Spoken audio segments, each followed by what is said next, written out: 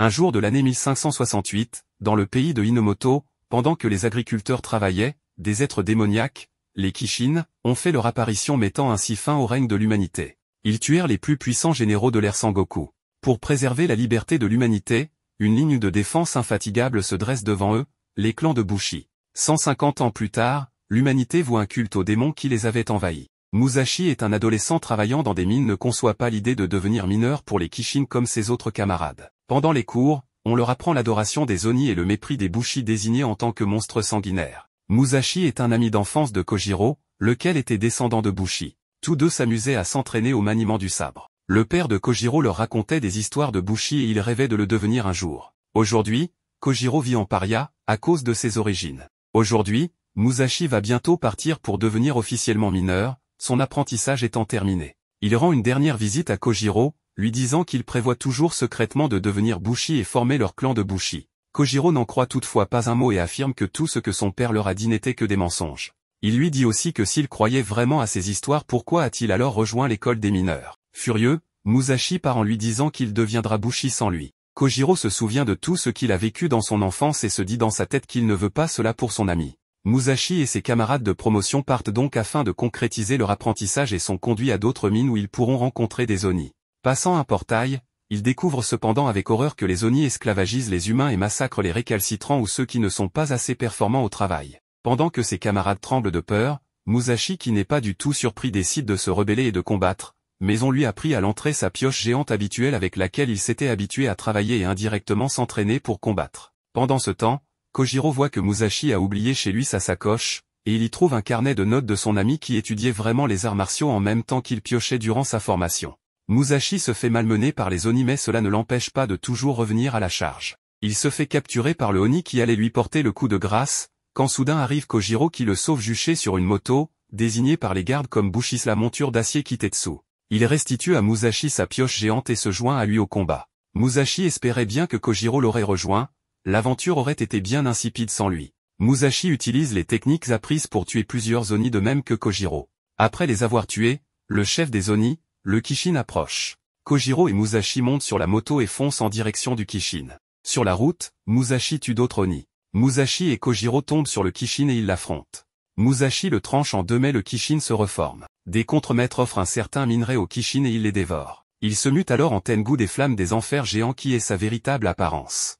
Le Kishin tente de les écraser mais il lui échappe mais il tombe de leur moto et Musashi tombe puis s'évanouit. Le Kishin attrape le katana de Kojiro qu'il veut dévorer, mais le jeune homme refuse de lâcher, bien que ce sabre lui a valu tant de discrimination et de moquerie par le passé de la part des autres qui le pointaient du doigt pour ses origines Bushi. Il ne peut oublier les enseignements de son père concernant la nature démoniaque des Oni et le but noble des Bushi dont le sang coule dans ses veines. Kojiro ne peut abandonner son arme, symbolisant l'honneur des Bushi et le souvenir de son père ainsi que les bons moments qu'il a passés avec lui. Le Kishin finit par le lui dérober et le manger. Musashi se réveille, se jette sur le Kishin et l'escalade. Il tente de percer le ventre du Kishin mais il est très résistant. En mobilisant toute sa force et ses capacités de mineur, il pioche dans le ventre du Kishin, perçant un trou dedans. Musashi en ressort avec le sabre de Kojiro et le lui remet en disant qu'il sait que c'est son plus précieux bien. Kojiro, qui était alors hésitant à s'engager avec Musashi sur la voie du Bushi, se décide à se lancer avec lui. Soudain, un château ambulant peuplé de Bushi du clan Takeda pénètre dans la mine en brisant la barrière qui la protège. Le chef des Bushi dit à Musashi et Kojiro de libérer les lieux mais il refuse en disant que c'est lui qui a ouvert le ventre du Kishin quand soudain le Kishin se régénère. Un régiment de Bushi mène l'assaut mais Musashi refuse cependant de rester en retrait et de se faire piquer son tout premier trophée. Il s'occupe des Oni qui protègent le Kishin. Les Bushi Takeda étaient venus au départ récupérer un Shinkaku. Takeda Naotora, le chef du clan, est amusé toutefois de voir Musashi persister et se demande ce qui le pousse à vouloir tuer le Oni. Naotora capture Musashi et le force à battre en retraite. Il veut lui faire comprendre qu'il prend des risques inconsidérés vu que le Kishin peut se régénérer. Musashi lui donne raison mais il refuse de rester les bras croisés. Il se libère de ses liens et retourne au combat. Naotora le laisse faire car il est bien trop déterminé pour être arrêté et qualifie son attitude digne d'un vrai Bushi. Tandis que les autres Bushi avaient immobilisé le Kishin afin de le tuer, Musashi frappe le sol pour les déstabiliser et les faire échouer afin d'être celui qui vaincra le Kishin. Kojiro lui indique de frapper la corne du Kishin, vecteur de sa régénération. Musashi frappe la corne mais ne réussit pas à la briser et sa pioche se brise.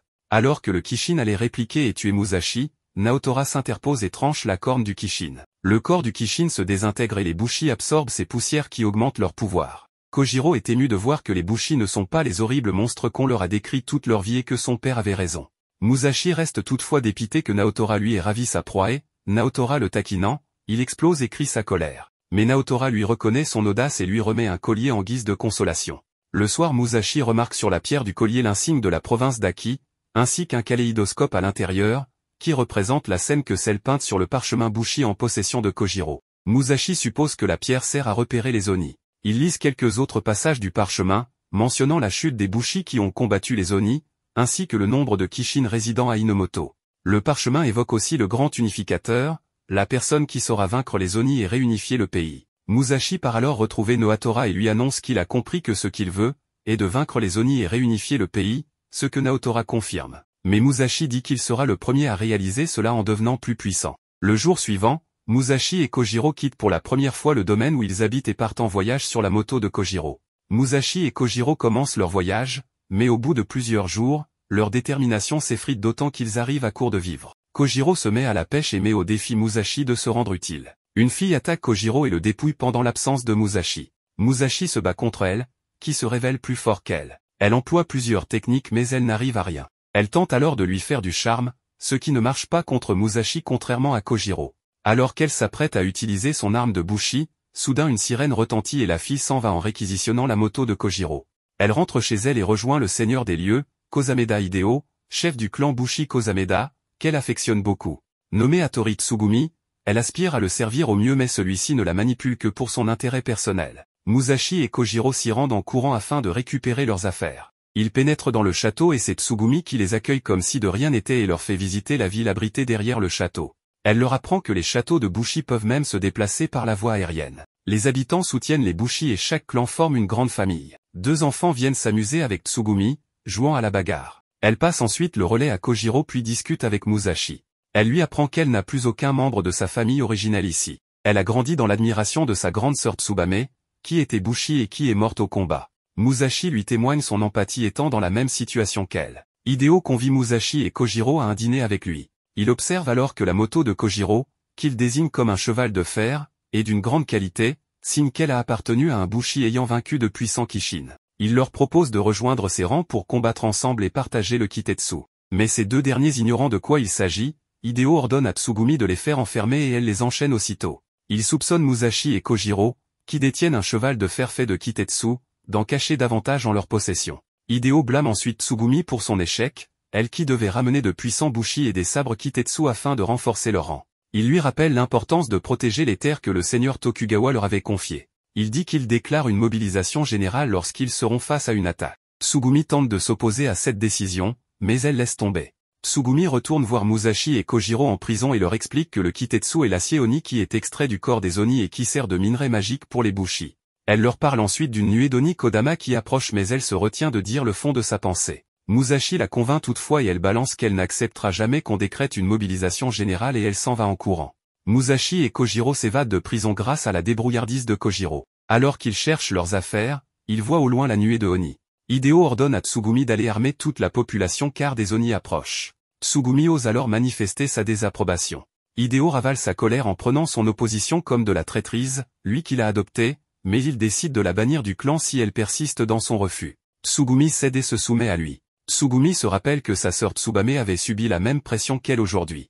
Elle s'efforce de se convaincre de quand même se rebeller pour le bien du peuple. Débarquent alors Musashi et Kojiro qui ont récupéré leur cheval de fer. Musashi encourage Tsugumi à se libérer de l'étau de Hideo, celle-ci reprend courage et accepte de les conduire là où sont rangés leurs katanas en échange de leur aide pour faire évacuer les villageois en toute sécurité. Hideo fait un discours aux habitants pour les galvaniser à participer au combat, lesquels sont toutefois réticents, n'ayant aucune expérience au combat. Tsugumi intervient alors et argumente contre Hideo, ce qui laisse le temps à Musashi et Kojiro d'assommer les soldats postés autour des habitants prêts à exécuter tout déserteur. Les habitants refusent cependant de suivre Tsugumi, encore trop effrayés par Hideo. Tsugumi se dit alors qu'elle doit vaincre Hideo pour devenir plus crédible. Hideo ordonne aux soldats restants d'enfermer les habitants mais Musashi et Kojiro s'occupent d'eux.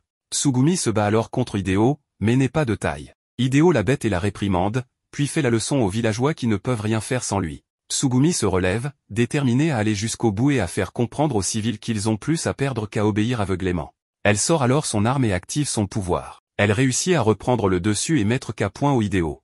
Puis la nuée d'Oni Kodama déferle vers la cité. Musashi et Kojiro reviennent alors à son aide. Les civils du clan Kosameda s'attellent à la reconstruction. Cependant, plusieurs personnes viennent demander à Musashi et Kojiro d'emmener Tsugumi avec eux, afin qu'elle échappe à Hideo. Ce dernier étant tombé en dépression après la trahison de Tsugumi et du peuple, il appelle après sa fille adoptive obsessionnellement et risque de rétablir son emprise sur elle si elle reste. Cette perspective terrifie les habitants, c'est pour cela qu'ils veulent qu'elle parte. Elle refuse premièrement craignant qu'elle se sentirait seule mais elle change d'avis et accepte. Le soir, Tsugumi avoue à Musashi qu'elle sent elle-même qu'elle risque de craquer à nouveau si elle reste avec Hideo. L'idée de couper les ponts avec lui paraît normale, ne partageant même pas le même sang, mais Musashi lui répond que lui-même adorait le père de Kojiro comme le sien. Il est normal de se chercher une figure parentale. Le jour suivant, Tsugumi part avec les deux garçons, après de chaleureux au revoir des habitants. Ils suivent ensuite la direction du prochain Kishin, le bleu. Tsugumi rétorque qu'elle se fiche de battre des Kishin si elle n'est pas encouragée par les siens, mais Musashi répond qu'il l'acclamera à leur place. Plus tard, Tsugumi se met à coller Musashi et se dévêtir devant lui, laissant Musashi dans l'embarras. De plus, il ne peut avouer que son secret est son attrait pour les femmes plus âgées, notamment ses enseignantes auparavant. Kojiro reste dans l'incompréhension et la colère, lui qui complexe à l'idée de n'avoir absolument aucune expérience avec les filles, à cause de son statut de bushi qu'il a toujours tenu à l'écart. Il croit même que Tsugumi le sent et l'évite à cause de ça. Puis Tsugumi leur avoue qu'elle a fait tout ça en espérant nouer une amitié avec eux, n'ayant aucune idée de la manière de se comporter avec des inconnus. Si elle évitait Kojiro c'était parce qu'elle craignait de l'avoir mis en colère pour lui avoir manqué de respect durant leurs premiers échanges. De plus, sa sœur lui avait conseillé quand elle se sentait en difficulté de se déshabiller. Les deux garçons compatissent et lui disent qu'elle n'a pas besoin d'en faire autant, qu'ils la considèrent déjà comme une amie. Le lendemain, un Oni tente de voler le sabre de Kojiro. Musashi le poursuit et tente de l'arrêter en vain. Il arrive à une partie de la vallée avec planté au sol des dizaines de sabres et un homme. Ce dernier l'invitait à prendre un katana s'il veut réussir à arrêter l'Oni, qui s'apprête à dévorer le sabre de Kojiro. Musashi en empoigne un quand soudain, une énergie l'envahit et des minerais poussent sur son corps, avant de reprendre forme normale. Musashi tue l'Oni et le mystérieux homme le félicite pour sa première utilisation d'un sabre Kitetsu, lequel absorbe les fragments de l'Oni. L'arme cependant se brise, ce qui importe peu à l'homme. Il se demande toutefois si Musashi est la personne qu'il cherchait, au vu du fort toki qu'il a émis en tenant l'arme. Une jeune fille à son service vient ensuite chercher le jeune homme, lequel considère ses sabres comme des belles femmes. Kojiro et Tsugumi le rejoignent, mais à leur arrivée, le jeune homme, sa suivante et les sabres ont disparu. Le trio reprend la route, Tsugumi leur explique le principe du métal Kitetsu, seul capable de briser une corne d'Oni. Ce minerai est facile à trouver en commerce parmi les bushi. Ils se rendent à un marché de bushi pour faire des emplettes, tandis que Kojiro se demande où ils vont trouver l'argent. Musashi, Kojiro et Tsugumi vont déjeuner avant de commencer leurs emplettes. Un client un peu pompette leur demande à quel clan ils appartiennent, ce qui leur rappelle de déterminer le nom du clan qu'ils souhaitent fonder. Tsugumi leur dit aussi qu'il leur faut déterminer un chef du clan unique pour rendre les décisions plus simples à prendre. Musashi estime qu'il vaut mieux que ce soit Kojiro puisqu'il a un nom de famille, cela servira à nommer leur clan. Tsugumi, qui a toujours vécu sous les ordres de quelqu'un, veut considérer Kojiro comme son nouveau chef afin de revenir dans ses habitudes de vie. Ils vont ensuite à la vente aux enchères de sabres Kitetsu. Là, Osafune Mitsuru, forgeron en chef du clan Ryuzoji, explique à Musashi que la première enchère d'un sabre Kitetsu symbolise pour les jeunes hommes le passage à l'âge adulte. Tsugumi remarque que Musashi est charmé par Mitsuru, alors qu'il n'a pas réagi du tout quand elle s'est dévêtue devant lui. Musashi et Kojiro choisissent parmi les sabres proposés l'Anma no Odashi et le Reku Yaezakura. Ils doivent ensuite passer l'épreuve du sabre, en les empoignant, l'arme décide elle-même si elle estime le bushi digne d'elle. Ainsi, Musashi et Kojiro se sentent envahis par l'énergie du sabre. Kojiro réussit et voit que d'autres participants y arrivent mais il dégage une aura d'une couleur différente. Mitsuru lui explique qu'il existe 5 types d'aura, qui influencera le pouvoir que le sabre octroiera à son détenteur. Kojiro a une aura bleue, la plus répandue, tandis que l'aura rouge est la plus prisée parmi les bushi. Musashi de son côté a une vision de la mort du père de Kojiro, Jise, exécuté par écartèlement. Puis il voit une fille qui lui parle sans émettre de son, avant de dire qu'elle n'a pas besoin de lui. Soudain, Musashi dans le monde réel, émet une aura noire, des minerais sortent de son corps, avant qu'il lâche l'arme. Un cas rare de rejet du sabre Kitetsu. Musashi retente toute la journée avec d'autres sabres Kitetsu, même résultat. Mitsuru tente de lui faire comprendre qu'il n'a pas le choix, il ne pourra jamais manier de sabre Kitetsu et doit renoncer à devenir bushi. Musashi accuse le coup d'une telle nouvelle quand soudain, un Kishin fait son apparition, envoyant divers petits Oni à l'attaque. Kojiro protège son ami contre les Oni apparaissant. Il expérimente le pouvoir de sa nouvelle arme. Il sauve également une mère et sa fille, qui le remercient, ce qui ne lui était jamais arrivé avant. Tous les Bushi éliminent les Oni et ils félicitent Kojiro pour ses premiers faits d'armes impressionnants. Musashi broie du noir de son côté et reste seul, cherchant une solution. Soudain vient le voir l'homme au sabre du matin, qui lui montre que lui aussi a une aura noire. Il lui dit alors que sa place est à ses côtés. Le mystérieux jeune homme témoigne toute sa sympathie à Musashi, lui disant être passé par la même chose que lui, à être laissé derrière les autres en ne pouvant pas utiliser de sabre Kitetsu et en renfermant du minerai noir. Il lui enseigne l'importance d'accepter la présence du minerai noir en lui. Il lui fait une démonstration de ses capacités en tranchant une immense parcelle de terre et créant un trou géant. Il lui apprend ensuite qu'il doit devenir lui-même un sabre Kitetsu. Il le jette alors dans la fosse qu'il a créée, avec un sabre Kitetsu. Kojiro et Tsugumi marchent avec les autres Bushi vers le repère du Kishin. Tsugumi incite Kojiro à ne pas ainsi abandonner Musashi, d'autant que malgré le rejet du test du sabre, il semble détenir un grand pouvoir. Kojiro lui apprend toutefois que la famille de Musashi était de simples paysans de Tatsuyama, rien qui aurait pu expliquer ses pouvoirs d'un point de vue héréditaire. Lui tout comme ses parents, étaient les seuls originaux à ne pas mépriser les Bushi. Inuzaka Nanao, la suivante du mystérieux homme au sabre, Inuke Shiro, le rejoint. Nanao reproche à son maître d'avoir menti à Musashi pour le réconforter et endormir sa vigilance, sachant que son objectif était d'obtenir la déesse obsidienne qui se cache en Musashi. Musashi poursuit sa chute sans fin et se rattrape à un mur à l'aide du katana avec lui. Cependant, au contact de l'arme, le minerai pousse de son corps. Musashi lutte pour freiner la croissance des pics tandis qu'une fois lui conseille de rester caché. Il chute alors, tandis qu'une femme s'adresse à sa conscience, lui disant de lâcher prise. Elle lui fait revoir la mort de ses parents, parmi les victimes d'une épidémie. Tous les autres membres de sa famille voyaient Musashi d'un très mauvais œil, lui et ses parents ayant commis le blasphème de témoigner de la sympathie envers les Bushi. Son oncle et sa tante lui ordonnèrent de ne plus parler et ne plus se faire remarquer de qui que ce soit. Ils le forcèrent même une fois de lancer une pierre sur le père de Kojiro en public, afin de prouver qu'il n'est pas le même que ses parents. La déesse veut réveiller le traumatisme de Musashi afin de le garder isolé et éviter que quiconque ne s'empare de lui, et d'elle par extension étant donné qu'elle fait partie de lui. Kojiro et Tsugumi arrivent avec les autres Bushi en haut de la montagne où se terre le Kishin, lequel n'a plus de tête. Mais Tsugumi explique à Kojiro que le démon vit encore, sinon il se serait changé en Kitetsu. Kojiro espère trouver la corne du Kishin pour Musashi quand il fera son retour. Shiro clame avoir décapité le Kishin et il s'approche de Kojiro. Les autres Bushi exigent de Shiro qu'il leur rende la tête afin d'en faire leur trophée de guerre. Shiro annonce alors vouloir s'emparer du pouvoir du sabre que chacun des Bushi ici présents détient, ce qui implique de tuer leur possesseur. Les Bushi l'attaquent alors mais il les décime. Shiro dit ensuite à Kojiro qu'il a fait de Musashi un sabre Kitetsu, ce qui fait craindre le pire à Kojiro. Pendant ce temps, la déesse obsidienne, qui a plongé Musashi en fond du magma et l'a changé en minerai noir, voulait le préserver des autres, mais il semble qu'un élément extérieur soit venu le tirer de là. Musashi reprend connaissance à la surface, c'est Nanao qui l'a remonté pour sa mission de récupération de la déesse mais elle constate qu'elle l'a fait trop tôt, avant que Musashi se soit totalement transformé en minerai noir. Musashi fonce trouver Kojiro et Tsugumi, en danger. Durant son enfance, après avoir houspillé le père de Kojiro, il était allé lui présenter des excuses, lequel accepta sans ressentiment, lui rappelant que sa présence et sa gentillesse ont apporté un grand réconfort à Kojiro. Après quoi, il lui proposa d'emménager chez eux, ce que Musashi accepta. Il lui inculqua alors la voie du Bushi, impliquant de ne jamais trahir ses convictions. Les Bushi survivants face à Shiro prennent la fuite, Kojiro s'efforce de détourner l'attention du chasseur de sabre pour préserver les autres. Shiro se tourne vers lui, Kojiro tente en vain de lutter contre lui, n'étant pas de taille. Musashi arrive à temps pour le sauver. Kojiro, voyant que Musashi tient un sabre Kitetsu, croit qu'il a enfin réussi l'épreuve du sabre, mais il répond que non, précisant simplement que ce sabre permet seulement de freiner sa génération de minerai noir. Nanao rejoint à son tour son maître, afin de tuer Musashi et finir leur travail. Musashi invite Kojiro à joindre leurs forces contre Shiro et Nanao. Tsugumi, qui repense au courage et aux enseignements de Tsubame, se joint à eux. Nanao veut gérer le combat seul, elle active le pouvoir de son arme, un sabre fouet à 7 lames. Les trois amis esquivent tant bien que mal, Musashi fond sur elle pour lui porter un coup mais elle le repousse. Il leur faudra alors briser les lames du sabre de Nanao pour renverser la balance.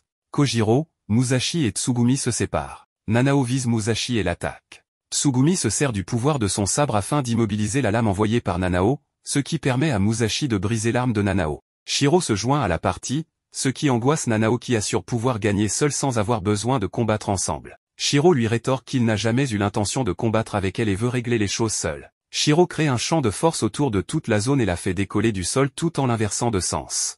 De nombreux Bushi chutent alors, plusieurs arrivent à se rattraper, dont Musashi et ses amis. Shiro prône la force propre et la possession du meilleur des sabres Kitetsu pour vaincre les Oni, dénigrant tout intérêt de s'unir qui ne sert à rien. Il fait chuter tous les bushi qui s'étaient accrochés. Soudain, la déesse obsidienne fige le temps pour sauver Musashi, son réceptacle. Musashi refuse cependant d'être le seul survivant. La déesse, constatant que les autres bushi étaient prêts à combattre Shiro qui est actuellement son ennemi, consent à user de sa force à travers Musashi. Elle prend possession de son corps, et fait apparaître un immense bloc de minerai noir, qui attire à lui tous les sabres Kitetsu des bushi. Ceux-ci y restent accrochés, ce qui les sauve de la chute. Elle attire aussi le sabre Kitetsu de Shiro, ébahi par la scène. Elle replace le PAN de montagne détaché par Shiro et combat Nanao. Les attaques de celle-ci sont sans cesse repoussées, comme par une force de magnétisme qui peut soit attirer soit repousser. Elle explique à Kojiro et Tsugumi que c'est à cause de cette force que Musashi ne contrôle pas qu'il est rejeté malgré lui par les sabres Kitetsu. Cependant, la déesse épuise rapidement son pouvoir quand elle se manifeste dans le monde réel. Musashi ne peut donc pas emprunter longtemps son pouvoir, d'où l'importance d'allier pour l'épauler à ce moment. Avant de revenir à un état de léthargie, elle va emprunter la puissance du sabre Kitetsu de tous les bushi présents pour expédier Shiro et Nanao au loin. La déesse repousse au loin Shiro et sa garde du corps. Musashi revient ensuite à lui quand elle se dissipe. Musashi reste intrigué par les paroles de celle-ci, qui a mentionné Jise le père de Kojiro qui serait mort de son propre chef. Le sabre de Musashi se brise, son écaille ayant été trop puissant pour l'arme. Les forgerons viennent remercier Musashi de les avoir sauvés et lui proposent de lui forger un sabre. Le corps du Kishin a été emporté par Shiro et Nanao, qui ne comptaient repartir les mains vides avant d'être expédiés au loin par la déesse obsidienne. Les bushi prennent ensuite un temps de recueillement pour tous les bushi morts. Tsugumi leur explique que la plupart des bushi pensent que leur sabre garde une part de l'âme du défunt possesseur, ce que Tsugumi ne partage pas. Bien que les sabres qu'elle utilise soient un souvenir de sa sœur, les morts disparaissent pour toujours.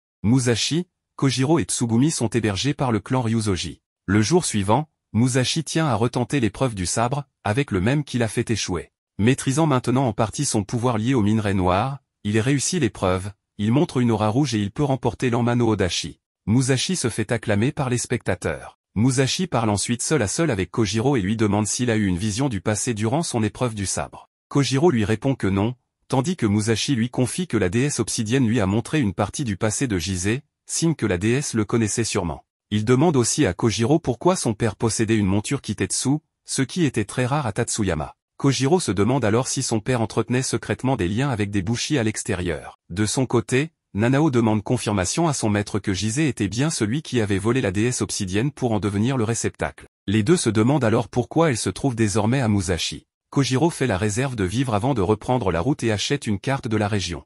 Il indique à ses amis leur prochaine destination, la mine de Deto. Musashi, Kojiro et Tsugumi se perdent en forêt et ils doivent pousser la monture Kitetsu. Musashi veut profiter de l'occasion pour apprendre à conduire. Alors qu'il conduit paisiblement, ils sont attaqués par un Oni qui attrape Kojiro et Tsugumi. Il remarque qu'il y a une autre personne à l'intérieur de l'Oni. Musashi dégaine son arme et combat seul l'Oni puis détruit sa corne. Il libère ses amis et la troisième personne prise au piège. Il s'agit d'une jeune femme dont la beauté ne laisse pas indifférents les deux garçons. La jeune fille se réveille et remercie Musashi de l'avoir sauvée. Un serviteur arrive, l'appelant Kitetsu princesse Kitetsu. La fille demande à Musashi et ses amis de se présenter mais Tsugumi refuse et la demande de se présenter en premier. Les deux se présentent, Michiru, fille de Nobumitsu fille du chef du clan Saruwatari allié au clan Uesugi. Tous deux se dirigeaient vers le port de Harima pour une bataille. Ils les transportent dans leur char Kitetsu et embarquent leur moto aussi. Mais durant le trajet, Musashi remarque l'air sombre de la princesse et tente de briser la glace mais elle reste mutique et c'est son serviteur qui répond pour elle. Ils viennent de Biku pour aller combattre un Kishin. Leur char a un accident, Musashi et Michiru se font éjecter. Michiru les sauve de la chute à l'aide de son sabre Kitetsu. Musashi lui demande pourquoi elle parlait si peu, elle lui avoue être très peu à l'aise avec les autres. Quand il lui parle de la destination de son équipe vers l'est, Michiru lui fait comprendre que c'est peine perdue en lui montrant au loin vers un Kishin gigantesque, formant un immense mur noir et qui gagne du terrain. Il s'agit du tout premier Kishin apparu à Inamoto, qui s'est nourri depuis ses 150 ans de minerai noir. Il est appelé le Kishin noir. 5 clans bushi majeurs cherchent actuellement à nouer une alliance en vue de le vaincre un jour. Pour cela, éliminer le Kishin de l'île d'Awaji demeure une étape importante. La princesse et son serviteur les laissent une fois sortis de la forêt. Les trois amis consultent ensuite le parchemin bushi de Kojiro. Tsugumi remarque le sceau apposé dessus du clan Uesugi, ce qui implique que Jise ait pu en faire partie. Les clans mineurs à Harima se rassemblent et s'inscrivent pour la bataille contre le Kishin. Nanao, elle-même est à Harima, fait quelques emplettes. Elle est ensuite contactée par le biais de minerai noir en elle par les 8 membres de la confrérie de l'obsidienne à laquelle elle appartient. L'un d'eux rappelle l'importance de ne pas laisser la déesse obsidienne entre les mains de bushi qui pourrait leur révéler l'emplacement de trésors cachés qui nuiraient aux Oni et aux Kishin. Kojiro, Musashi et Tsugumi se rendent à Harima, où Kojiro espère en apprendre plus sur les origines de son père. Ils approchent et Musashi s'extasie devant la mer qu'il voit pour la première fois de sa vie. Alors qu'il profite de la vue imprenable, Tsugumi aperçoit une forteresse de l'autre côté avec l'emblème Uesugi. Excités, ils décident de la vérifier, mais leurs espoirs sont anéantis lorsqu'ils se voient refuser l'entrée et se font dire que le seigneur est trop occupé à préparer la bataille pour rencontrer des bushi comme eux. En regardant autour, ils remarquent le grand nombre de membres de l'Alliance à proximité. Lorsqu'on leur demande à quel groupe ils appartiennent, Musashi déclare fièrement qu'ils font partie du groupe Kenaki, tandis que Kojiro ajoute qu'ils ne font pas partie de l'Alliance Uesugi. Cela leur vaut des regards hostiles des autres bushi et Naoe, le garçon en charge, décide de les appréhender pour découvrir qui ils sont. Tsugumi et Kojiro se retrouvent acculés et Musashi tente de s'enfuir, mais est arrêté par un bushi au hasard qui le fait tomber d'un coup de pied en le traitant de faible. Une monture Kitetsu, ressemblant à un hélicoptère, descend portant l'emblème Uesugi et tout le monde s'incline sauf Musashi et Kojiro qui ignorent la signification. Naotora émerge de monture, surprenant Musashi. Naotora fait semblant de ne pas le reconnaître au début, le taquinant avant d'admettre qu'il se souvient de Musashi. Irrité, celui-ci le traite de crétin, ce qui amuse Naotora, soulignant leur rapport unique. Le statut estimé de Naotora en tant que leader du groupe Takeda, l'un des 5 grands généraux, impressionne Musashi et Kojiro, tandis que d'autres s'interrogent sur l'attitude informelle de Musashi envers Naotora. Naoe ordonne que Musashi et ses amis soient emprisonnés, mais Naotora les sauve en prétendant qu'il travaille pour lui et promet de gérer les problèmes qu'il pourrait causer. L'un des hommes de Naotora fait taire Musashi alors qu'il voulait nier cela. Naotora est escorté pour rencontrer le seigneur Uesugi. Musashi insiste pour voir aussi le seigneur Uesugi, mais Naotora refuse. Les membres du groupe conduisent Musashi et ses amis à leur logement. Tsugumi se demande qui ils sont et Musashi explique qu'ils ont autrefois aidé à sauver leur ville natale. Yamamoto, l'un des guides, examine le parchemin qu'ils ont apporté pour montrer à Uesugi. Sanada grogne à propos de ne pas pouvoir garder Naotora et devoir surveiller Musashi à la place. Tsugumi s'attend à ce que Musashi riposte, mais il reste calme et remercie Sanada. Musashi chuchote à Kojiro leur stratégie pour se rapprocher du seigneur Uesugi par le biais du groupe Takeda, ce que Kojiro apprécie. Cependant, Yamamoto explique qu'ils ne verront pas le seigneur Uesugi parce que les bushi ne font pas confiance aux étrangers, surtout aux Uesugi. Musashi veut poser des questions sur le père de Kojiro, mais Yamamoto rejette cela en disant que les Uesugi ne font confiance qu'à leur propre famille. Tsugumi comprend, se rappelant l'importance de l'honneur familial dans son clan. Kojiro se sent triste de ne pas connaître sa famille, mais Musashi le rassure qu'ils découvriront le passé de son père. Malgré tout, Sanada les avertit de ne pas s'infiltrer, disant qu'ils pourraient être entraînés dans le combat contre les Kishin. Musashi répond sans inquiétude qu'ils peuvent gérer cela, mais Sanada leur montre la différence entre les Kishin qu'ils ont combattus auparavant et les Kishin sur l'île Awaji, qui sont 10 fois plus grands. Kojiro et Musashi paniquent en entendant à quel point Yamatano Orochi est puissant, l'une des grandes progénitures du Kishin noir. Yamamoto explique qu'ils doivent abattre Orochi pour vaincre le Kishin noir car il se nourrit de ses enfants pour devenir plus fort. C'est pourquoi ils sont après Orochi, une tâche qui n'a pas été accomplie depuis 150 ans car elle est extrêmement dangereuse.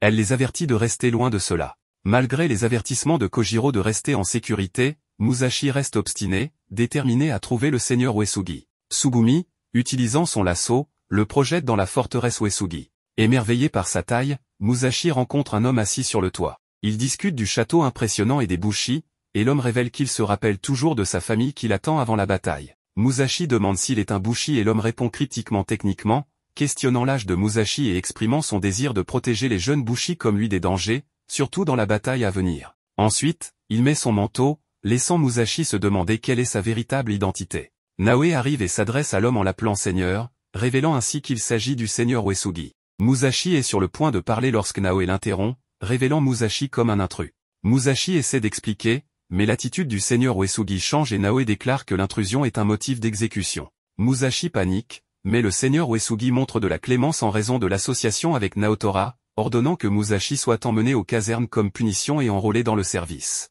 Les amis de Musashi s'inquiètent de leur sort. Kojiro craint de mourir sans connaître sa famille, mais Musashi les rassure, insistant sur le fait qu'ils trouveront des indices sur son père à l'intérieur du château. Tsugumi craint qu'ils ne deviennent des proies pour les Kishin, mais Musashi promet qu'ils élaboreront un plan ensemble. Cependant, leur plan est perturbé car on leur remet des robes à porter et ils sont séparés. Musashi se prépare mentalement en entrant dans sa chambre assignée, déterminé à ne pas être méprisé. Il sourit, utilisant sa capacité spéciale à lire la pièce et à en déterminer la hiérarchie, une compétence développée grâce à son éducation difficile. En observant les factions et leurs interactions, il réalise que c'est leur première véritable interaction et sa chance de s'imposer, façonnant sa future position parmi eux. Alors que les tensions montent parmi les bushi, l'un d'eux suggère audacieusement que le plus fort d'entre eux prenne le commandement. Certains autres, d'accord, recommandent le Bushi qui avait précédemment fait tomber Musashi. Ils se présentent tous les deux comme Katsumi, fils du chef du groupe Hamako, et le second Bushi se présente comme Akihiro du groupe Shimazu. Katsumi se moque de la lignée d'Akihiro, insinuant qu'il n'est peut-être pas le premier fils et qu'il a été envoyé au combat en raison de son éventuelle illégitimité. Le groupe Shimazu rit et traite le clan Hamako de faible. Akihiro riposte en questionnant les intentions de Katsumi, insinuant qu'il pourrait vouloir restaurer la gloire de son clan déchu à travers la bataille, ce qui exacerbe encore l'argument. Musashi observe jusqu'à ce que Michiru lui tape sur l'épaule, se révélant et exprimant sa préoccupation pour sa sécurité dans la bataille à venir. Bientôt, cela devient une querelle pour savoir qui deviendra le leader. Rassemblant son courage, Musashi décide de se lancer dans la course. Ils élaborent un jeu où les combattants utilisent le côté émoussé de leurs épées pour se battre, évitant ainsi de violer le code Bushi. La règle est que le dernier homme debout ou celui qui est expulsé de la ligne perd le duel. Le duel commence. Katsumi cible Musashi en premier, mais celui-ci bloque toutes les attaques de manière impressionnante, surprenant Katsumi. Akihiro attaque ensuite, mais Musashi dévie habilement l'attaque, choquant Akihiro. Les deux adversaires avaient sous-estimé les compétences de Musashi. Katsumi lance son attaque des 3 épées, mais Musashi parvient à bloquer chaque coup. Musashi ressent une vague de bonheur en mettant enfin en pratique ses techniques d'épée. Lorsque leurs épées s'entrechoquent, Katsumi s'émerveille de voir comment Musashi peut tenir le coup.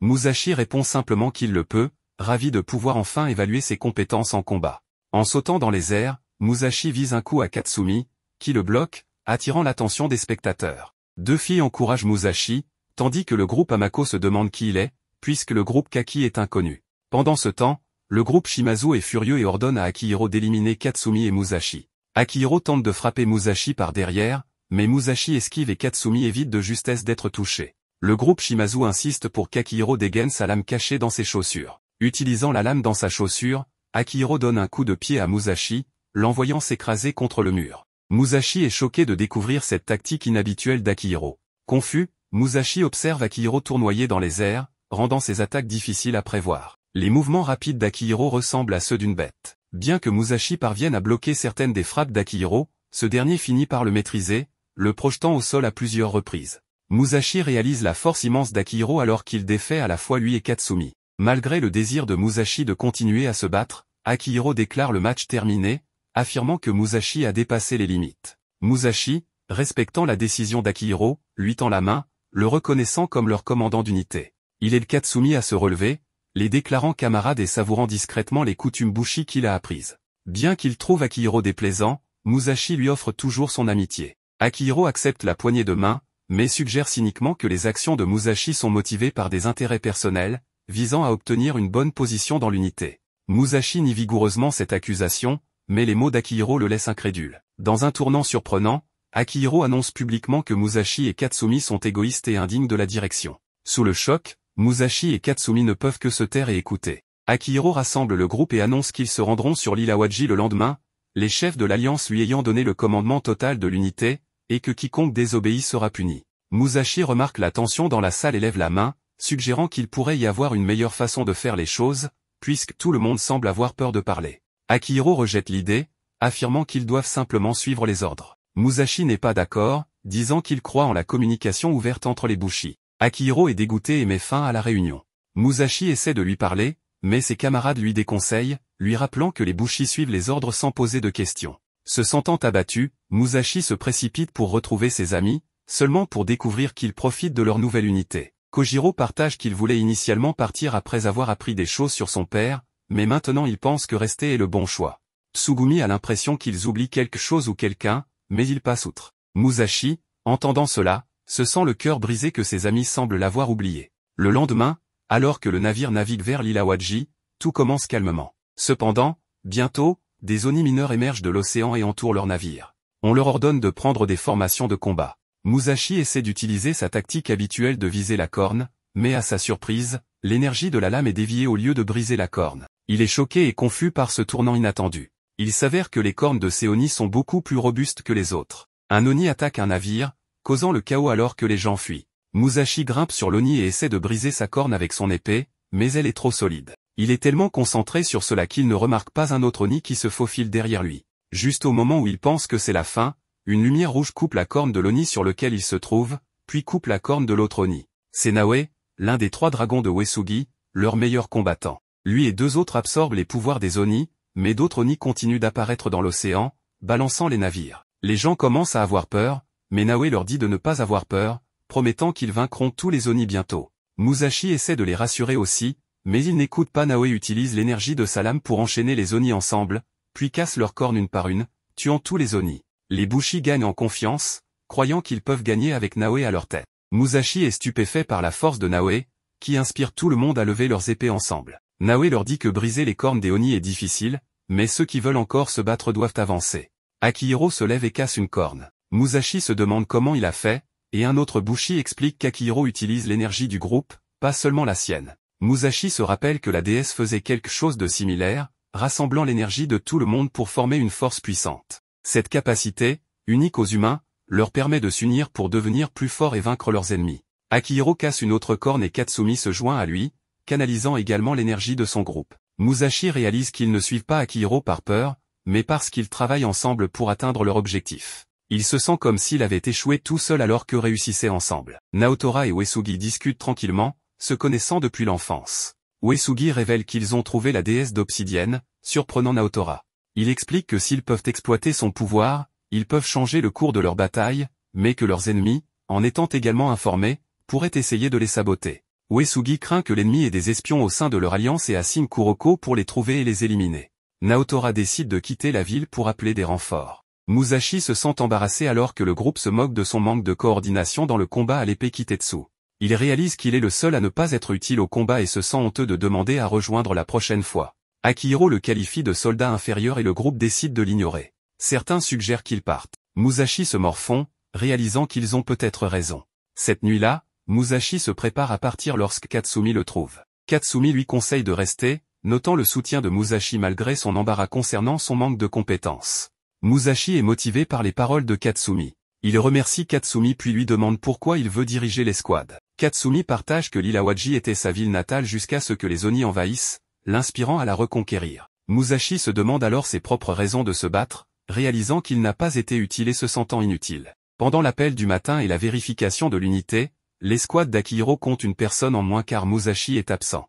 Cependant, Musashi surprend tout le monde en se présentant, prêt à servir. Les filles et Mitsuru sont heureuses de le voir, bien qu'il ne soit toujours pas sûr de sa raison de se battre. Si c'est pour Kojiro et Tsugumi, il est prêt à supporter l'embarras et à continuer l'entraînement, remerciant Katsumi pour ses conseils. Alors que Musashi commence à s'entraîner à canaliser une lame Kitetsu, Katsumi devient sévère et autoritaire, lui criant dessus pour avoir mal tenu l'épée. Musashi est surpris car ce n'est pas le Katsumi d'où qu'il connaît. Pendant ce temps, Mitsuru les observe avec son voile, transmettant secrètement des informations en tant qu'espionne sur l'île Awaji. Un membre des Chiens Noirs, Yataru, discute de leur plan. Orochi, le Kishin, épuisera tout le minerai de l'île en 5 jours. Avant cela, il vise à acquérir la déesse d'obsidienne. Ils affichent l'image de Musashi, s'interrogeant sur pourquoi la déesse a choisi un hôte apparemment faible. Sa transmission est interrompue par Mitsuru, qui est en réalité la fille de Yataru. Il la félicite pour ses informations utiles sur l'alliance Uesugi et lui rappelle sa véritable mission, trouver et tuer l'hôte de la déesse d'obsidienne. Mitsuru accepte, cachant ses émotions conflictuelles. Mitsuru se remémore le désir de son père pour une arme capable et comment il a nommé sa 3000e fille après qu'elle ait manifesté une épée Kitetsu. Elle se sent obligée de suivre la mission de son père pour maintenir sa valeur mais lutte contre ses sentiments grandissants pour Musashi. L'entraînement de Musashi continue et Katsumi suggère qu'il essaie de pratiquer l'énergie de l'épée sur quelqu'un d'autre. Il appelle Mitsuru pour s'entraîner avec lui, sentant qu'il peut se connecter avec elle. Elle est heureuse qu'il lui demande de l'aide. Katsumi et ses subordonnés doutent que cela fonctionne, mais à leur surprise, Mitsuru parvient à lancer son énergie d'épée à Musashi, qui la capte. Tous deux sourient, mais soudainement, des cristaux noirs émergent de leur corps et leurs énergies fusionnent en un seul cristal noir qui commence à voler au-dessus de la forteresse, effrayant les gens en dessous. À l'intérieur du cristal, Mitsuru informe Musashi que son père est au courant de leur situation et qu'ils doivent s'échapper. Dehors, les Bushi luttent pour contenir le puissant cristal. Kuroko intervient, utilisant son énergie d'épée pour créer une cage autour du cristal, puis la rétrécit pour minimiser les mouvements. Les Bushi louent son habileté, la reconnaissant comme la maîtresse de la captivité dans le groupe Uesugi. Alors que la cage disparaît, Mitsuru et Musashi sont révélés. Les Bushi les entourent et le seigneur Uesugi et Kuroko s'approchent. Kuroko révèle que Mitsuru est suspecté dans l'incident d'espionnage impliquant les Chiens Noirs et suggère de les interroger tous les deux.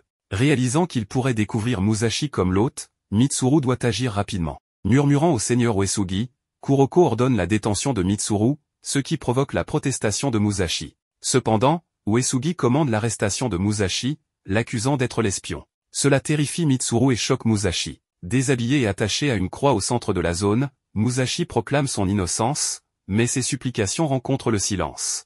Kojiro et Tsugumi crient en défense de leur ami, promettant de le libérer. Pendant ce temps, Mitsuru observe à distance, jurant de sauver Musashi bientôt en utilisant le pouvoir du cristal noir. Elle libère le cristal dans l'intention de sauver Musashi mais tombe involontairement dans le piège de Kuroko. La réaction du cristal révèle l'emplacement exact de Yataru sur l'île Aji. Le seigneur Uesugi annonce leur plan d'assaut sur l'île, de vaincre le Kishin et de saisir la tête de Yataru. Alors que l'Alliance se rassemble pour l'assaut sur l'île, le seigneur Uesugi prononce un discours exposant leur mission de vaincre le Kishin noir. Il explique la formidable muraille défensive d'Orochi et la nécessité de couper ses 8 cornes pour assurer la victoire. Celui qui revendiquera une corne sera récompensé d'une ville par la famille Uesugi. Cependant, Naoe assigne le groupe de Musashi à des tâches de réserve jusqu'à ce que Musashi et Mitsuru soient blanchis, provoquant la colère parmi le groupe. Akihiro s'éloigne, déterminé à résoudre le problème. Pendant ce temps, Mitsuru sauve Musashi en neutralisant son garde. Musashi est soulagé de la voir, mais devient méfiant lorsqu'elle pointe son épée vers lui, seulement pour l'utiliser pour le libérer. Reconnaissant pour son aide, Musashi la remercie et enfile sa robe. Curieux à propos de l'incident du cristal noir, il commence à l'interroger, mais leur conversation est interrompue par l'entrée d'Akihiro. Musashi accueille Akihiro avec un sourire, espérant de l'aide, mais est stupéfait lorsque ce dernier pointe son épée sur lui. Akihiro déclare son intention de forcer Musashi à révéler ses origines et de prouver qu'il n'est pas affilié au clan Shimazu. Musashi remet en question la loyauté d'Akihiro à leur cause. Akihiro affirme que Musashi n'est pas un allié, mais un obstacle à leurs objectifs, révélant son ambition véritable de gagner de l'autorité en tuant Orochi. Perplexe par le changement soudain de comportement d'Akihiro, Musashi le confronte, remarquant son comportement plus réservé comparé à leur précédente rencontre. Akihiro a été préoccupé par les plans de son père de le remplacer, lui et ses frères et sœurs, par le fils d'une nouvelle concubine comme héritier. Il suspecte que leur père veut les éliminer lors de la bataille de l'île d'Awaji, mais croit qu'ils peuvent prouver leur valeur en battant l'une des cornes d'Orochi. Alors que Musashi se demande ce qui cause le silence d'Akihiro, des créatures Oni attaquent soudainement, appelant Mitsuru leur sœur et affirmant qu'elles viennent l'aider. Musashi est intrigué par la capacité des Oni à parler. Les frères et sœurs Oni révèlent l'implication de Mitsuru dans une mission visant à récupérer la déesse d'obsidienne. Musashi essaie de comprendre, mais Mitsuru reste silencieuse, le poussant à la questionner. Avant qu'elle ne puisse répondre, les Oni exposent son secret, l'accusant de planifier de tuer Musashi pour récupérer la déesse. Musashi défend Mitsuru, refusant de croire aux accusations, mais avec des larmes coulant sur son visage, Mitsuru admet la vérité, brisant le cœur de Musashi. Alors que Mitsuru continue de pleurer, les Oni sont perplexes, suggérant qu'elle est amoureuse. Musashi reste incrédule jusqu'à ce que des cristaux noirs émergent du corps de Mitsuru, révélant un hologramme de leur père. Son père la félicite, mais elle sait que blesser Musashi juste pour obtenir son approbation est mal. Il lui dit de terminer la mission, puis disparaît, laissant ses frères et sœurs la pousser à obéir, sous peine d'être exclus de la famille. Musashi se souvient de la pression exercée par sa propre famille pour qu'il lance la pierre. L'un des frères de Mitsuru tente d'attaquer Musashi en utilisant Mitsuru, mais Musashi se défend et libère Mitsuru. Il lui prend la main et s'enfuit avec elle, comprenant son désir d'être valorisé par sa famille, ce qui fait réaliser à Mitsuru pourquoi elle aime Musashi. Les frères et sœurs commandent aux Oni d'attaquer, croyant que Mitsuru les a trahis. Alors qu'un Oni se jette sur Musashi, Mitsuru saute devant lui et utilise ses cristaux noirs pour le protéger. L'Oni la mord violemment, lui infligeant de la douleur, tandis que ses frères et sœurs se joignent à l'attaque contre elle. Musashi supplie désespérément pour qu'ils arrêtent, jusqu'à ce que d'autres Bushi, dont Naoe et Kuroko, arrivent pour combattre les Oni. Naoe est choqué que les Oni puissent parler et remarque que leurs membres coupés commencent à se régénérer. Kuroko et Naoe sont surpris d'entendre les Oni parler de la présence de la déesse d'obsidienne. Musashi tente de réveiller Mitsuru, mais elle reste insensible. Malgré le fait qu'il a appris qu'elle était une espionne, Musashi refuse de la laisser mourir. Kuroko s'approche avec son épée, mais au lieu d'attaquer, elle dirige son énergie de lame vers Mitsuru, l'immobilisant pour stopper son saignement. Elle rassure Musashi en lui disant qu'elle n'a pas tué Mitsuru et que cette énergie l'aidera à se rétablir. Reconnaissant, Musashi lui demande pourquoi elle l'a aidé, mais Kuroko ne termine pas sa réponse et se contente de lui sourire, suggérant qu'ils deviennent amis, ce qui perturbe Musashi. Naoe et les autres vainquent les Oni, ne laissant que les 3 frères et sœurs. 2 d'entre eux décident de dévorer leur sœur aînée pour devenir plus forts, choquant Musashi et les Bushi. Les frères et sœurs affirment que c'est pour se renforcer. Yataru apparaît à nouveau en hologramme et explique que les enfants incapables deviennent de la nourriture pour les capables, selon la méthode de propagation de leur famille. Musashi se demande quel genre de famille détraquée ils sont. Les 2 frères et sœurs se fusionnent en un immense Oni. Lorsque Naoe les attaque, son coup est dévié par un bouclier qu'ils ont créé, une capacité que Yataru peut également utiliser. Les Oni révèlent que leur père a amélioré leur corps en y incorporant du sang de Yataru. D'autres Oni commencent à apparaître et à voler vers la ville pour dévorer les habitants. Les Bushi partent rapidement protéger la ville, et Musashi s'inquiète pour tout le monde, y compris Kojiro et Tsugumi. Les Oni ont déjà détruit une partie de la ville et s'en prennent aux gens. Naoe demande aux hommes de le suivre pour repousser les Oni et défendre le château. Musashi veut y aller, mais Kuroko, portant Mitsuru, lui dit de rester en arrière, car elle doit les protéger tous les deux. Musashi demande pourquoi, et Kuroko lui dit que les détails peuvent attendre, il devrait simplement observer comment le clan Uesugi combat. Les frères et sœurs Oni dévient facilement les attaques des Bushi et se moquent d'eux pour leur faiblesse. Leur père réapparaît, les encourageant à conquérir la forteresse et à récupérer la déesse d'obsidienne. Les frères et sœurs dévorent les autres Oni, devenant encore plus grands. Le père ordonne également l'élimination de Mitsuru, la qualifiant de défectueuse. Musashi est furieux en pensant à Mitsuru qui cherchait désespérément l'approbation de son père. Lorsque le père justifie ses actions en les qualifiant de sélection naturelle, Musashi le condamne comme un monstre. Le père argue que le cannibalisme est la façon naturelle de s'assurer que seuls les plus forts survivent, suggérant que Musashi peut comprendre cette lutte pour l'acceptation. Il compare cela aux Bushi, affirmant qu'ils concentrent leur pouvoir en une seule personne au détriment des autres, monopolisant la force. Musashi réfute cela, mais Kuroko insiste que c'est vrai, citant la capacité du seigneur Uesugi à rassembler toute l'énergie des lames, mais aussi à la partager avec ses camarades. Uesugi démontre cela en renforçant les traits physiques de ses alliés grâce aux propriétés uniques de ces lames jaunes qui tuent. Alors que Uesugi partage son pouvoir, Musashi est troublé par la confusion, jusqu'à ce que Kuroko lui explique comment les utilisateurs des lames jaunes qui tuent peuvent manipuler les propriétés de l'énergie des lames et les transmettre aux autres. Uesugi dit à Yataru que, contrairement à lui, quand il accumule du pouvoir, il le partage avec ses camarades, soulignant la valeur de l'unité et du soutien. Encouragés par les paroles de Uesugi, les hommes renforcés affrontent courageusement l'ennemi, attaquant les frères et sœurs Oni avec une rapidité et une coordination remarquables. Naoe réprimande les frères et sœurs pour leurs plaintes, et lorsque le frère essaie de le mordre, Naoe se défend. La sœur décide de viser Uesugi, mais elle est rapidement immobilisée par un lasso jaune. Musashi est impressionné par l'amélioration physique des hommes Uesugi, mais Kuroko clarifie que ce n'est pas seulement l'amélioration, mais aussi leur capacité à lier l'énergie des lames. Elle explique que cela nécessite de la confiance et de la coordination avec le clan Uesugi, formant des chaînes plus longues en raison de leurs liens familiaux forts et du leadership du seigneur Uesugi. Les hommes forment un dragon avec leur énergie liée, et dirigés par Naoe, ils réussissent à vaincre les frères et sœurs Oni. Cependant, Kuroko et le seigneur Uesugi sont perplexes sur la façon dont l'ennemi a franchi la barrière protectrice. Shiro apparaît, admettant qu'il les a laissés entrer et qu'il a l'intention de prendre l'épée de Uesugi. Dans sa tentative de fuite, Kuroko et les Bushi immobilisent Shiro en utilisant leur circuit d'énergie. Naoe est sur le point d'attaquer Shiro, mais leur connexion commence à s'affaiblir. L'apparition soudaine de Inukawa, un utilisateur d'énergie jaune et camarade de Shiro, signale un problème. Inukawa annonce son intention d'éradiquer le groupe Uesugi, coupant leur connexion et les laissant vulnérables. Naoe réalise la gravité de la situation, leur tentative de se reconnecter échouant à cause du pouvoir de Inukawa, les rendant sans défense contre leurs formidables ennemis. Inukawa déclare qu'ils sont maintenant piégés et qu'ils ne peuvent plus compter sur leur force habituelle, celle de se regrouper. Il demande à Shiro de les achever, mais Shiro refuse, exprimant plutôt son excitation de revoir Musashi et remarquant Mitsuru, il affirme ressentir comme la déesse d'obsidienne. Il leur dit qu'ils parleront plus tard et se concentre sur les Bushi environnants. Musashi s'inquiète des pouvoirs de Shiro et craint pour ses amis et camarades.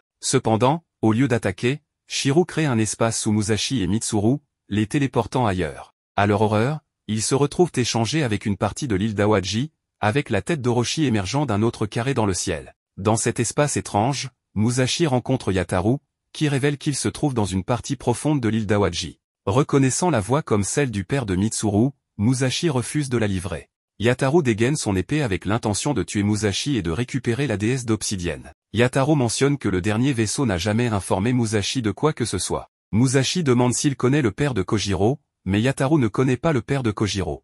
Alors que Yataru se prépare à attaquer, Mitsuru se réveille et s'accroche à Musashi. Yataru lui ordonne de le maintenir en place, mais Mitsuru supplie pour la vie de Musashi, admettant ses sentiments conflictuels. Elle réalise qu'elle ne peut pas se résoudre à faire du mal à Musashi, l'idée de le perdre étant insupportable. Bien qu'elle n'ait pas de souvenirs heureux avec lui, Mitsuru veut tout de même aider Musashi et le rendre heureux sans recourir à la violence. Musashi réalise que, malgré le fait que Yataru soit mauvais, il reste important pour Mitsuru en tant que père. Yataru rengaine son épée, surprenant Mitsuru, et lui demande son plan. Elle exprime sa détermination à extraire la déesse d'obsidienne sans nuire à Musashi, ce qui vaut des éloges de Yataro pour sa passion pour la recherche. Il s'étreigne, mais Musashi trouve l'expression de Yataro suspecte. En effet, Yataro tente de blesser Mitsuru, mais Musashi intervient juste à temps en donnant un coup de pied à Yataro. Yataro fait ses adieux à Mitsuru, et elle se transforme immédiatement en pierre et tombe au sol. Pendant ce temps, Orochi continue de semer le chaos à la forteresse Uesugi. Naoe ordonne l'évacuation des habitants et tente de retenir Inukawa, qui utilise ses pouvoirs pour blesser Naoe et lui retirer son titre de tueur de dragons. Shiro s'impatiente, affirmant que la récupération de la déesse d'obsidienne aurait dû être déjà terminée. Musashi confronte Yataro, exigeant de savoir ce qu'il a fait à Mitsuru. Yataro explique qu'il l'a simplement réduite au silence, et que la forme de pierre est sa véritable nature. Il révèle que Mitsuru est un Oni, créé avec une partie d'Orochi. Elle était censée être créée comme une progéniture supérieure, mais elle a été jugée comme un échec en raison de son manque de pouvoirs exceptionnels. Musashi, se rappelant ses propres expériences d'être appelée inutile par sa famille, défend Mitsuru en affirmant qu'elle est gentille et travailleuse, et il supplie Yataro de ne pas l'abandonner. Yataro admet que Mitsuru est spéciale et la ramène à la vie. Mitsuru est restaurée, mais avec ses souvenirs effacés. Elle demande qui est Musashi et qui elle-même est. Yataro explique qu'elle est Mitsuru. Musashi s'inquiète et demande ce que Yataro a fait. Yataro admet avoir effacé ses souvenirs, déclarant que les émotions et les sentiments étaient des obstacles à sa loyauté. Mitsuru court vers Yataro, se blottissant contre lui, heureuse d'être avec son père. Musashi, consumé par la colère, croise le fer avec Yataro, mais Yataro prend l'avantage et envoie Musashi voler. Musashi réalise qu'il ne peut pas utiliser l'énergie de l'épée à moins que ce ne soit son propre sabre. Yataro crée un anneau d'épée et vise l'énergie vers Musashi, tandis que Mitsuru continue d'encourager son père. Cela énerve Musashi, qui refuse d'accepter cette situation et tente d'attaquer Yataro à nouveau, mais il est facilement repoussé. Musashi s'affaiblit et Yataro est sur le point de le poignarder quand Mitsuru le transperce par derrière avec ses cristaux. Elle se souvient brièvement du nom de Musashi avant de l'oublier à nouveau. Yataro la frappe, l'avertissant de ne pas désobéir et menaçant d'effacer ses émotions une fois de plus, ce à quoi elle accepte en pleurant. Musashi est téléporté ailleurs alors que la technique de Shiro commence à expirer. Il appelle Mitsuru, qui est en pleurs, alors que le groupe de Takeda brise la barrière pour pénétrer dans la forteresse et sauver les gens. Naoe sollicite l'aide de Musashi et de la déesse d'obsidienne en lui pour vaincre le Kishin. Musashi accepte, accompagné de Kojiro et Tsugumi. Tsugumi dévoile le tissu qu'elle porte, révélant la lame Kitetsu de Musashi en dessous. Kojiro explique qu'ils l'ont volé des lieux d'exécution avec l'intention d'aider Musashi à s'évader et de fuir ensemble avant que les Uesugi ne le tuent pour avoir été un espion. Quand Musashi demande pourquoi ils sont allés aussi loin, ils répondent que c'est parce qu'il est leur ami. Naoe note que Musashi a de la chance d'avoir de bons amis et qu'il doit vraiment sauver ses propres amis. Finalement, Naoe les conduit au mausolée de Uesugi, où il leur explique que la déesse d'obsidienne était une femme réelle qui avait le contrôle de toute l'énergie des lames et qui avait donné la première lame Kitetsu à l'humanité. Après sa mort, son âme est restée, et on dit que quiconque possède son esprit a aussi ses pouvoirs en sommeil en lui. Par conséquent, Musashi devrait avoir la capacité unique de contrôler toutes les lames Kitetsu et d'unir tous les bushi de Hinomoto. Musashi souligne que la dernière fois qu'il l'a vue, elle avait dit qu'elle allait se mettre en sommeil et qu'il n'aurait plus ses pouvoirs. Heureusement pour lui, Naoe a une boîte contenant un trésor destiné à déverrouiller le pouvoir de la déesse. Naoe accepte de le donner à Musashi s'il utilise son pouvoir pour vaincre Yamato no Orochi, car il pense que les chiens noirs ont capturé Tatsuomi. Musashi demande qui sont exactement les chiens noirs, et Naoe répond qu'ils se nomment les 8 d'obsidienne et qu'ils manient des lames Kitetsu, s'alliant uniquement aux Oni et étant responsables de centaines de morts parmi les bushi. Naoe ouvre la boîte pour révéler une urne remplie du sang de la déesse d'obsidienne et dit à Musashi de le boire pour réveiller ses pouvoirs. Musashi hésite, ne voulant pas boire, mais Naoe lui force la gorge. Après cela, Musashi ne ressent rien de différent, alors ils partent simplement. Musashi retourne à son unité pour découvrir que tous les membres Saruwatari du royaume de Mitsuru ont disparu et que les membres du groupe Shimazu sont absents car ils ont reçu l'ordre de rester en arrière. Il donne un discours d'encouragement aux membres restants pour les motiver à travailler ensemble lorsque Kuroko apparaît et leur donne une tâche. Les Uesugi font leur premier mouvement contre le Kishin avec le premier déploiement de 5000 membres vêtus de blanc, conformément au plan de la tacticienne Kuroko. Dès que Yamato no Orochi détecte des ennemis, il commence à tirer sur eux, alors au lieu d'attaquer directement, Kuroko fait répandre de l'huile sur l'eau à l'aide de navires abandonnés, que des archers enflamment avec des flèches. Les têtes du Kishin se concentrent instinctivement sur l'attaque du feu, et pendant qu'il est distrait, l'unité de Musashi et une centaine d'autres troupes avancent vers les réserves d'alimentation du Kishin sous couvert de fumée. Cependant, il rencontre un Oni que Inukawa a planté là parce qu'il a entendu le plan de Kuroko par son espion. La situation semble désespérée jusqu'à ce qu'Akihiro et le reste du groupe Shimazu apparaissent et anéantissent complètement l'Oni. Grâce à son aide, ils atteignent Uromine, leur cible. Au même moment, les chiens noirs reçoivent des rapports du deuxième déploiement, qui comprend le groupe Takeda. Cela les surprend totalement, car leur espion leur avait fait entendre lors d'une réunion que Naotora avait refusé d'envoyer son groupe au combat, mais il s'avère que tout cela n'était qu'une ruse orchestrée par Kuroko pour tromper les espions. L'unité de Musashi est sur le point de mettre le feu aux explosifs qu'ils ont plantés sur les mines, mais ils sont confrontés à Shiro, qui utilise sa magie dimensionnelle pour transporter les explosifs sur les navires du groupe Takeda. Cela semble être un échec total pour le groupe Uesugi et Inukawa se montre à Kuroko par son espion, révélant qu'il l'a surpassé à chaque tournant parce qu'il connaissait tous ses plans. Cependant, il parle trop tôt, car l'un de ses hommes rapporte que Naotora est toujours vivant et se bat avec acharnement. Kuroko révèle qu'elle a gagné cette bataille en donnant de fausses informations à ses sbires, en disant que c'était facile de les identifier car ils étaient les seuls à fouler sans pause l'emblème de leur groupe. Inukawa est complètement stupéfait, mais il pense toujours qu'il ne peut être battu, car personne à Uesugi n'est assez fort. Naoe saute soudain de sa cachette pour l'affronter avec l'intention d'annuler le blocage de l'énergie. Il se souvient que Tatsuomi lui avait dit qu'il est le bushi le plus fort du groupe Uesugi et que ce sera son rôle de protéger ses camarades s'il n'est pas là. Ces mots le poussent à attraper l'épée de Shiro et à la briser en deux, annulant le sort d'infection qui bloquait le circuit d'énergie des lames. Dès que les soldats vêtus de noir sont libérés, Kuroko envoie 2500 d'entre eux pour briser les cornes de Yamata no Orochi. Cependant, le combat n'est pas fini, car Inukawa sort une autre épée. Pendant ce temps, Naotora arrive à Awaji, car il est le seul assez fort pour affronter Shiro. Il dit à Musashi que si les Uesugi espèrent briser les cornes du Kishin, ils doivent vaincre les chiens noirs. C'est pourquoi il s'occupera de Shiro pendant que Naoe prend soin de Inukawa, laissant Yataro à Musashi. La bataille semble aller en faveur de Naoe grâce à son avantage indéniable et sa force, mais Inukawa retourne la situation en utilisant sa technique spéciale de lame jaune, dans laquelle il utilise ses cordes pour infliger différentes formes de blessures. Naoe se retrouve enchevêtré dans les cordes, subissant des lacérations aux jambes. Une fois au sol, Inukawa l'aveugle, lui faisant perdre tous ses repères. Au lieu de le tuer rapidement, Inukawa prend son temps pour le torturer avec des dislocations de jointures brûlantes et des fractures, tout en utilisant des termes médicaux complexes. Il lui brise même les pouces et les petits doigts, de sorte qu'il ne puisse plus tenir son épée. Il lève le sort de cécité des yeux de Naoe lorsque les navires Uesugi sont près du rivage, afin qu'il puisse voir ses camarades être vaincus. Inukawa commence à dire à Naoe qu'il voulait également sauver ses camarades et qu'il est devenu médecin pour cela, mais il a été exploité par ses soi-disant camarades, toujours chargés des responsabilités les plus difficiles sans rien en retour. Il pense que les camarades de Naoe sont pareils. Sans un mot, Naoe retire le bandage couvrant son front et attache sa main droite à son épée.